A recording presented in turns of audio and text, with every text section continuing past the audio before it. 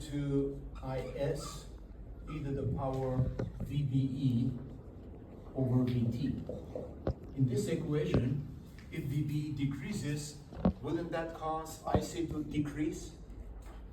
Well, if IC decreases now in the opposite direction, we started with IC increasing. It fights its own effect. If you take a chain reaction, you will see that that chain reaction fights against itself. That is called negative feedback. That's called negative. It's kind of, trying to tame it. It's increasing because beta is going crazy up. It tries to, oppose by changing the VBE. In the previous one, you don't have that effect in the previous amplifier. We don't have that resistor. We had it like a resistor there, this one, straight to the ground, a resistance there, and IB was almost fixed. It was almost fixed because VCC is there. This is about 0.7, and if you subtract, you will see that IB is almost a constant. So if beta increases there with IB constant, beta increases, then IC would increase. And there is no reverse action coming from the emitter side. There is no drop in here to reduce the VBE. We can see that because there is no voltage drop. There's no resistance there. So that is why we have that 4 resistor bias, so that the current will cause to voltage increase and oppose VBE with the intention to decrease it from 0.7, say, to 0.6. So then how does this stabilize? IC stabilize if beta increases. Apparently here, IC remains constant, IE remains constant. Yes, this is what happens. If beta increases, guess what will happen in an actual circuit? IB will decrease to compensate for the product. So we do expect that IB to change, but we don't mind because that's not considered any significant quiescent point. Our quiescent point is the IC-VCE, the Q point, there, at the output of the transistor. Okay? So we understand that it's the Q point that we're worried. IC, and we want that to stay constant. Because when you put it in the plane, IC-VCE plane, on the load line, we want it to stay stable there against the variation of the beta. We don't want it to slide up to saturation. In there, it can saturate. Because again, IC is equal to beta times IB. This is fixed. This is fixed because approximately, if that voltage is 0.6 or 0.7, it doesn't matter. It will give you a fixed IB.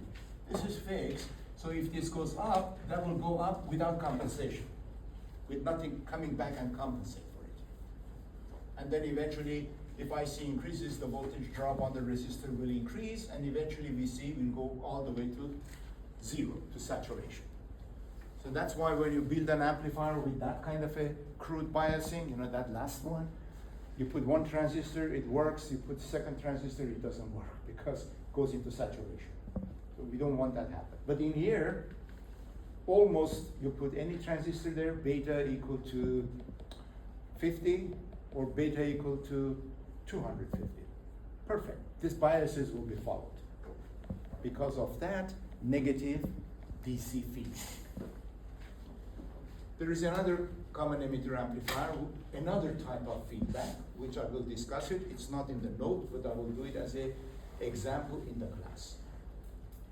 That's called collector feedback. This is known as emitter feedback. Emitter voltage rises to cancel that VD, to decrease VD automatically.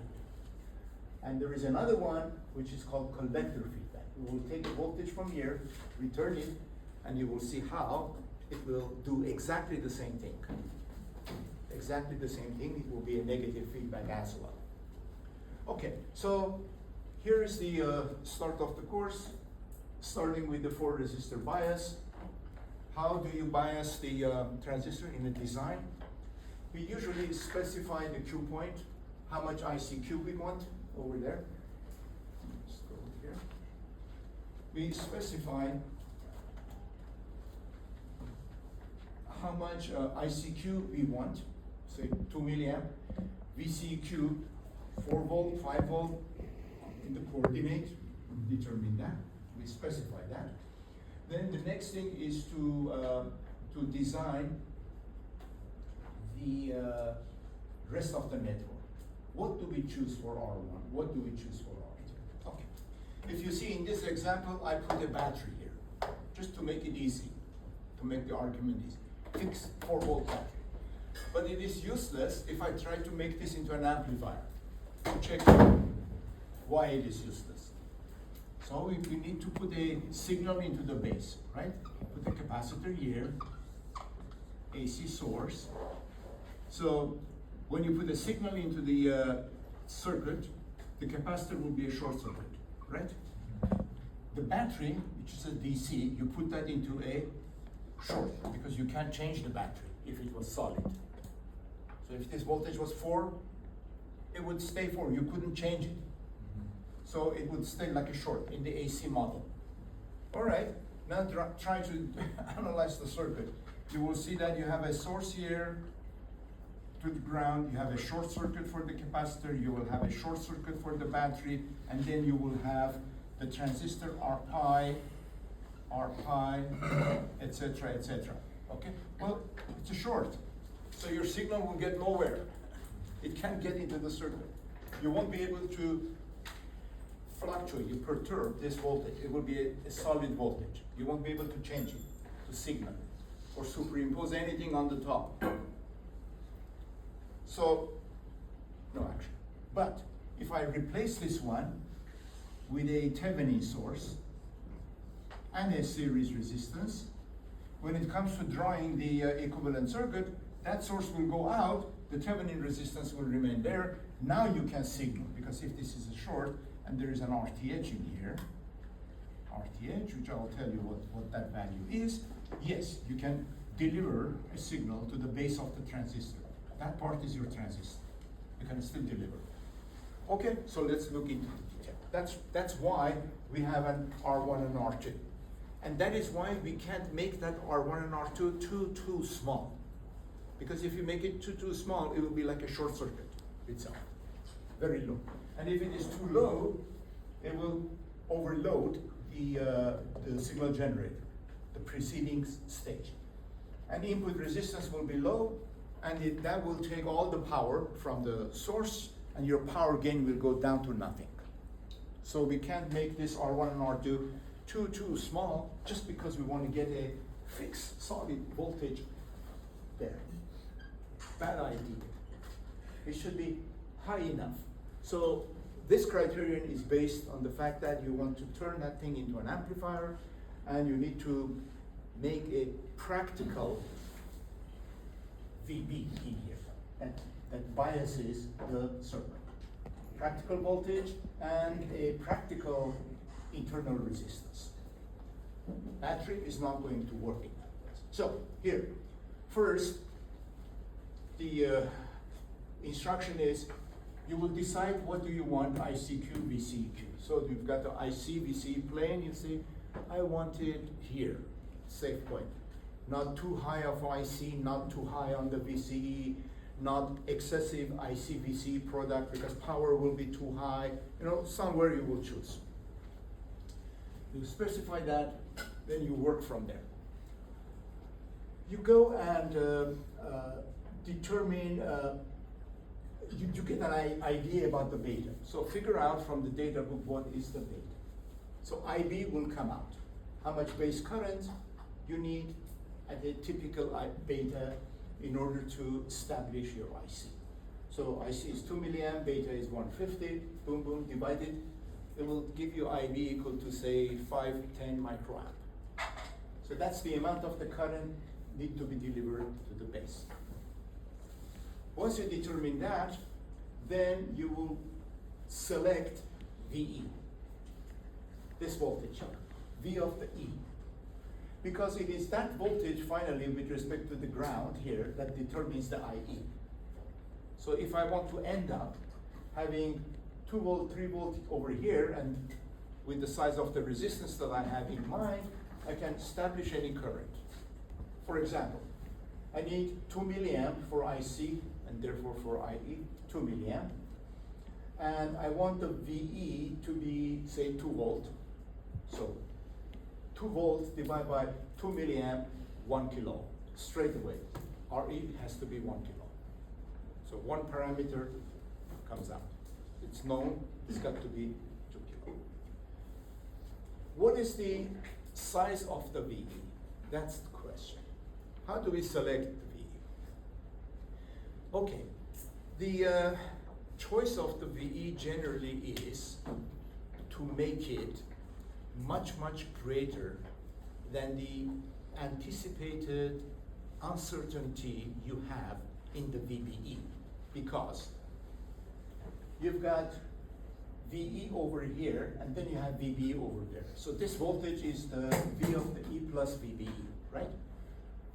How sure are you about the voltage over here? Do we always add 0.7 to the voltage over here? No, because it's not really exactly 0.7. For transistors, it can be 0.65 or it can be 0.75. So how much is unknown? Plus minus 50 millivolts, right? So that throws off our calculation by only 50 millivolts. So the choice on the VE has to be make it large enough so that it will dominate that 50 millivolt uncertainty. I'll say it again. If I make it 2 volt, give and take 50 millivolt from the 0.7, it's not going to make too much of a difference on the voltage at the VB. Isn't that right? Mm-hmm. Or now put it here. Take VBE E equal to 0.65. VE equal to 2.0 volt. Then V of the B is going to be 2.65 of a volt. Okay? This is one end of the tolerance or the area. Now, take VBE equal to 0.75 of a volt. Okay, 50 millivolt up from VBE normal 0.7. So I'm taking 50 millivolt down, 50 millivolt up, 0.7. Then what is V of the B? Is going to be 2.75 milliamp. Okay? Now, then what is IE in this case? In that case, let's say RE is equal to 1 kilo ohms. Make it easy. Okay? RE 1K, say. Okay? Then what will be IE in here?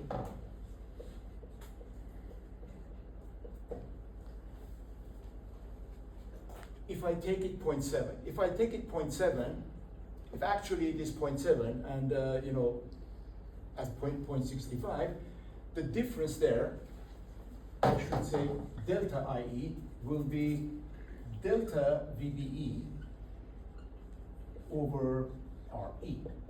That means it will be equal to plus and minus 50 millivolt over 1 kilo ohm. 50 millivolt over 1 kilo ohm is going to be equal to plus or minus 0.02 milliamp. 0.02 milliamp uncertainty, excuse me, 0.05 over 1, 0.05, 0.05, sorry. 0.05 milliamp. Plus minus 0.05 milliamp. What is the percentage of error in this delta IE? What is then delta IE over IE, which IE is intended to be 2 milliamp. IE is intended to be 2 milliamp because we're going to select VE equal to 2 volt according to this recommendation. So if this is still 1K and that's going to be 2 volt, the current in there is 2 milliamp. 2 milliamp. What is the percentage? 2.5. Plus and minus. It will be 0.05 milliamp over 2 milliamp times 100%. This will be equal to plus and minus 0.025 times 100. That will be 2.5%. That's it, 2.5%. So I will end up, due to the uncertainty of VBE, by plus minus 50 millivolt, having only 2% error on the designated value of the IC. The target value was 2 milliamp. I ended up achieving the 2 milliamp with this much tolerance. That's what I'm trying to prove for you. Just because of that VB. So if you had a established value of a voltage there at the VB, and then you go down 0.7, but you don't know, you have to go down 0.7 to calculate, or 0.65, or maybe 0.75. However, that delta, that error between the two limits, from the nominal 0.7 that we take, is going to lead to only about 2.5% error. So 0.7 becomes classic, like take it 0.7, and then let's hope what will happen. You'll get some discrepancy there, so what? That's the whole idea when you're building, but still it's not too bad. So the Q point, if it is not exactly set, doesn't matter, it's just a little off, 2% off. It's not going to be to the cutoff point or to the saturation point. 2% is not bad. Yes, sir. So when choosing a Q point, is it chosen arbitrarily or based on what you want? The current is chosen arbitrarily. For here, I chose arbitrarily. For any current that you choose, it will be just 2.5%. Any current that you choose. So, excuse me. So after with that equation, you estimate what the IBQ will be. We need to designate a value for the VE. Typically, 2 volt is good enough. If I had gone a higher value, say 5 volt, the plus minus 50 volt would be even less significant. But look what I am losing there. If I make that DC voltage with respect to ground higher and higher, remember, always collector has to be higher than emitter to stay active. I am losing from the other end the signal swing that can be available from the power supply. So if I put this one to 8 volt, my power supply is only 12 volt, I have too much of a VCE on it. You see, my VCE has to be really, really small. We need VCE quiescent for the swing, for amplitude. So if you start going too high, unnecessarily too high, on the VE, you are losing signal amplitude at the connector. You will lose. You're not using your power supply efficiently. The range that you can get from your amplifier. You are not using it effectively. So what is recommendation for VE? I gave you 2. Don't surprise if you see 1.8 volt. Even as low as 1.8, 1.7 of a volt. 1.7 of a volt. It's possible. They can use it. All the way to 2.5. So you have to see what the specification says. If somebody says, I want 2.5 volt, go with it. But you go too high, you're not using a full potential of that power supply. You've got to go for a higher battery and higher level of a battery to get the swing. Because the bottom, the floor in here will be limited to 2. This is 0. It will be limited to 2 floor. So the collector when it goes down, before this saturates, the limit of that floor will be 2 volt. If you go 8 volt, the limit of that, this can go down, will be 8 volt above the ground. Power supply is fixed, therefore the amplitude swing will be lost. The potential for a larger swing, you will lose that. Okay, so we agree typically 2 volt is what we choose. So you select that 2 volt, or some people say 20% of the supply available. Notice it's a small, 20% of the VCC. So we wish to use 100% of the VCC, but this is the 20%. Usually this will be given.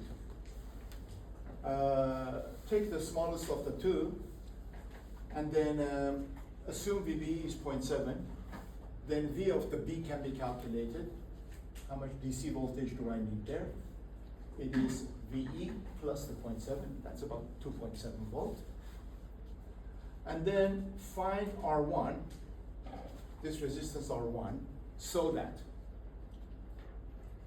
IFR1, it's a good advice, IFR1, the current in this branch, will be 10-fold higher than the current you're taking from here, you're stealing from there. 10 times higher. So that this current will be only 10% of that current. If you make this current higher, say 21 times of IB, so 20 times of IB, then given the same voltage, you will need a smaller resistance there, lower value of the resistance. For example, if this is 2.7, and that is a 10 microamp, and we select IFR1 100 microamp. If I want a higher current in here, I have to reduce R1 to get a higher current, 20 times of the IP. So, by reducing R1 and R2 as well, you will reduce the input impedance, you know, that equivalent input impedance, which is not desirable. You will lose your power gain there.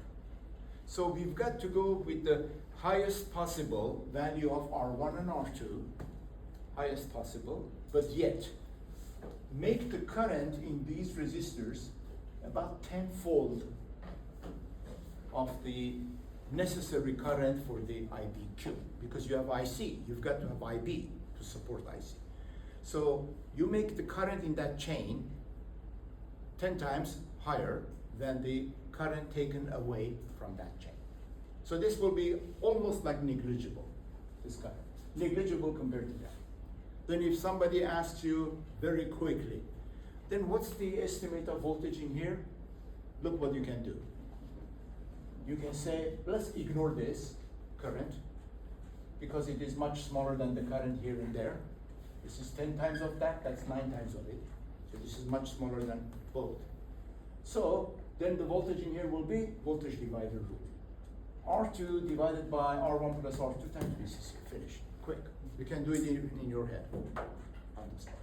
That's the voltage. But when you connect and you take IB, it will be little less than that, a little bit less. We will learn how to calculate it in a minute. Little less than that. So criterion is we take it 10 times larger than that, and this one will be 9 times larger than that, or 9 times of the IB, in order to satisfy KCL. Remember, 10 coming in, 9 this way, 1 that way, this to add up to 10. But if you see somewhere they are using 20 times of that one, which is more robust, stable base voltage. 20 times, this will be 19. So if it is 10 micro, this will be 119 micro, that one will be 200 micro, you see, 20 times, if you use that ratio. But the usually is 10. So that's the recommendation. Now, finding RE, okay, how do we get RE, determine this resistance? Simple, if you select VE equal to 2 volt, which is usual, then that 2 volt divided by IC that is given in the beginning, or targeted in the beginning, or specified. Division of these two will give you the value of RE. So you will choose RE. So once you select, calculate R1, R2, RE, last one is going to be RC. Because that current, it will go through the RC and it will cause a voltage drop at that node.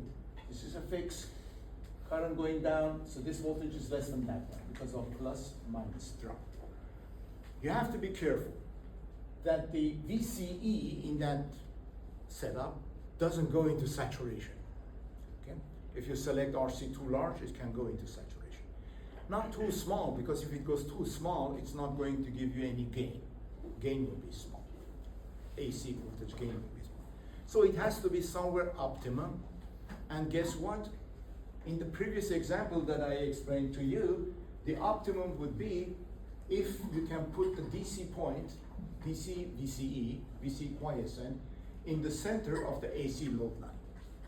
In the center of AC load line. We will come to that one again, specific to this problem. So RC can be calculated, and that will be the DC biasing of the circuit. Only DC biasing of the circuit. Now we have to make that circuit into an amplifier. Okay, we've got to couple a signal to the base. We have a load in here, RL. We need to couple that point to the load. We need a capacitor here, C2. We need a capacitor here, C1, to couple to the base. And also, we want to make it a common emitter amplifier. That means we want the signal at that point to disappear, equal to 0. No change. We want it to stay dead on 2 volt, not even fluctuating. If it is not fluctuating, it means it's 0, shorted to the ground. That makes it common emitter amplifier. To do that, we need a capacitor to put it parallel with the CE in order to short circuit CE under the AC. A capacitor can never short circuit a resistor under the DC. The reason is capacitors don't have a DC current. You put a resistor parallel to a resistor, it will come, charge to that voltage, and it will stay there once it's charged. Once it's charged, it's fully charged, there will be no current flowing in. It's just like a storage there. And the voltage will be set to old 2 volt DC. And you can't change it. If the current changes in the emitter, here, collector signal going into here, it will be short circuited to the ground with the capacitor. So here, we've got there, this is the choice of the Q point. Place it somewhere that is away from the 0.7 border, because there VCE will saturate. It is away from the maximum dissipation area. Remember, what is this locus? This locus is a hyperbola, which means transistor power, P transistor, is IC times VC. So if this is fixed to maximum, then IC will be P max over VCE. This is like Y, that is like X. 1 over X is a hyperbola. So that is the locus, this hyperbola here, which is maximum power divided by the VCE, is the locus where, if you're on this side of the locus, power will be excessive. Dissipation in the transistor will be over the specification, and it can damage the transistor. So you've got to operate under that. Here, we don't operate because transistor is near saturation. It's worthless. There is a limit in here, which I haven't shown. VC maximum. In a transistor, you see this thing is not infinite. Transistors can take only so much for the VCE. It's called VCE breakdown. So you recall those parallel curves going like that? When they get to this end, even if your current is 0, at some point, it will shoot up like that. So the collector will start conducting huge current from collector to emitter even without base current. It can do that. That's called breakdown. So we will get a kind of a Zener effect over there, and that is the maximum. So there is an area in here. I haven't shown that. So you've got to operate around there. Not too much on the VC because it will break down, and not too low on the VC because it goes saturation. Not too much on ICVC choice because it will be over dissipating. Okay, so those are the restrictions. Here, RA is equal to that, and finally, the final equation. This is called output equation. Output. What is output equation? It's a KVL around here. So you go from here to here, that's the VE. You go from here to here, that's the VCE. You go from here to there, that's IC times RC. And you go from supply to the ground, VCE down to the ground. That, put them together, this is your load line equation, comprised of VCE against the IC, given VE, given VCC, given RC, known as the DC load line. So once the VE floor is fixed, emitter voltage for biasing is set to 2 volt, the DC IC will go along that load line I specified, the DC load. So let's go to the next page.